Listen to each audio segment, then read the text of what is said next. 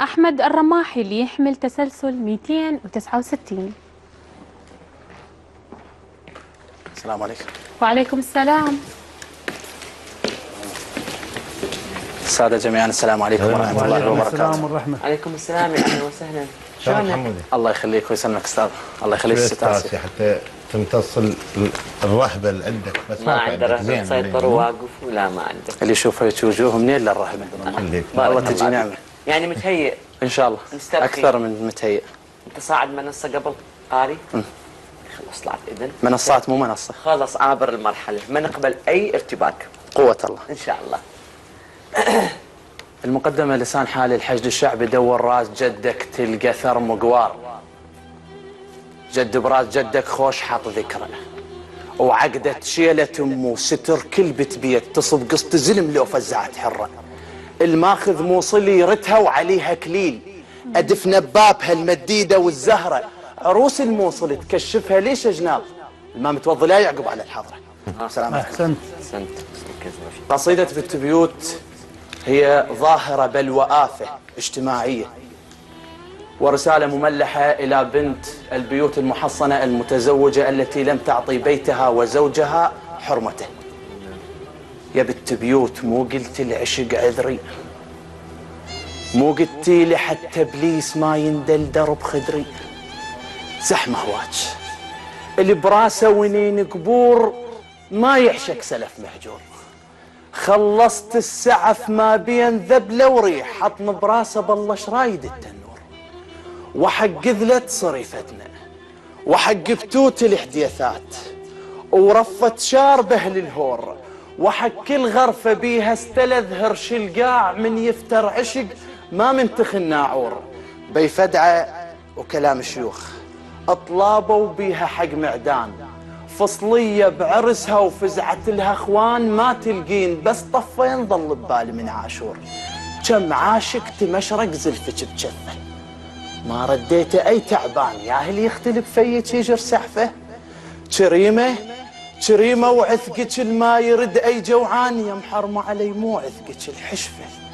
يا بنت بيوت مو قلت الستر عنوان باهلت البلابل من بنيت حشوش وبندافة العش توسدت غربان. يا بنت بيوت مو قلت الستر عنوان شاعطر الظفيرة جابه يا ام فلان. الله حانة بخلقك ترسون كم واحد لقيته المنتش وسكران.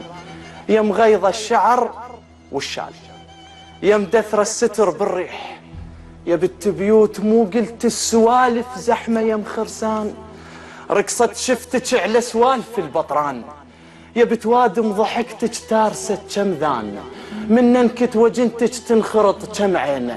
يا رخيصة يا المسيرة ضحك صبيان طلق هرش الستر يا القصتك معسرة.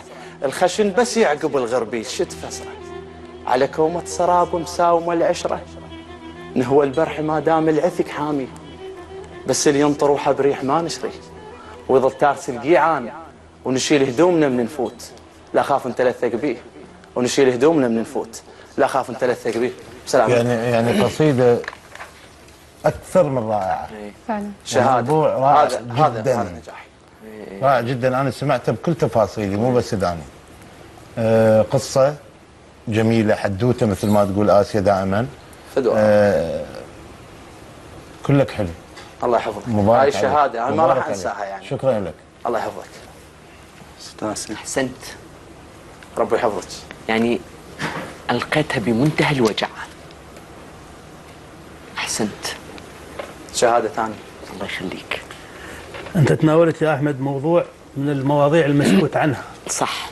وهاي المواضيع عادة ما تكون حساسة لدرجة أنه بعض الشعراء حتى إذا خطرت لهم هيك مواضيع يتخوف أن يتناول هيك موضوع أو كلفوا بأن يكتبوا بهكذا مواضيع يتخوفون لحساسية الوضع ولحساسية الموضوع. ولكن أنت خضت غمار هذا الموضوع وكنت بحق فارس يعني قدرت أن تحتوي هذا الموضوع بشاعرية مفرطة وقدرت أن توصل لنا خيبة الظن من العاشق بمعشوقه أو بحبيبته المبتذلة. وكنت مصور ماهر وحذق شاعر حذق بهاي القصيدة وكنت القصيدة كبيرة، أنا ما أمدحك، أقول القصيدة كبيرة. شهادة أحتز بها ربما أكثر من حجمي ومن قصيدتي. أنا جاي أناقش قصيدة وأنت شاعر، من خلال قصيدتك أثبتت شاعريتك وأتمنى لك التوفيق. الله يسلمك، الله يسلمك. شلونك حمودة؟ الله يخليك استاذ. أنا صفق له. إيه شهادة كل الجمهور، كل يشوفني رياض الوادي صفق لي. أتمنى لك التوفيق. وأنا تشرفت بوجودي وامتثالي أمامكم. شكرا لحضورك. شكرا. مع السلامة. شكرا جزيلا. احمد والله وينك؟ اهلا شعب. اهلا وسهلا بك استاذ.